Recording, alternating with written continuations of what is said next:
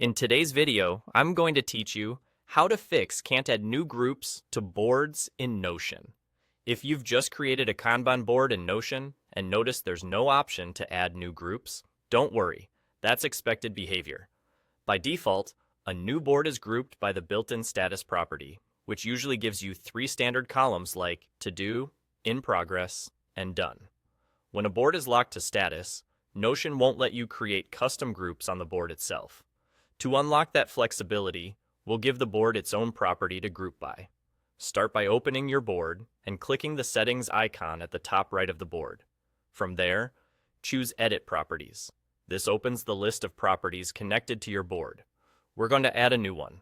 Click Add New Property and choose the Select type.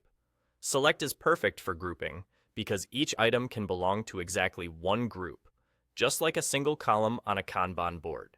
You'll be prompted to add options. You can start by adding just one option. One group is enough to get the board ready, and you can add more later right on the board.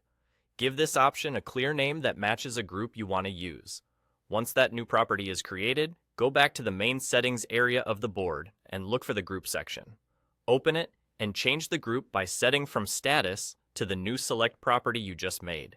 The moment you switch grouping, the board will reorganize around that property. Now, make sure your newly created groups aren't hidden.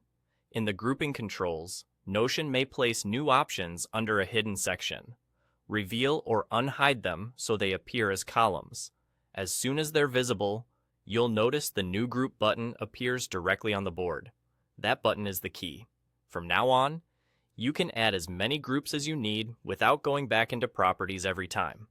Just click New Group, name it, and you're set. To recap, the reason you couldn't add groups was that the board was tied to the status property. By adding your own select property, switching group by to that property, and unhiding the groups, you enable custom columns and regain the New Group button on the board. That's all you need. Save your changes, start adding groups that match your workflow, and enjoy a board that fits exactly how you like to organize your work. Thanks for watching, and happy building in Notion.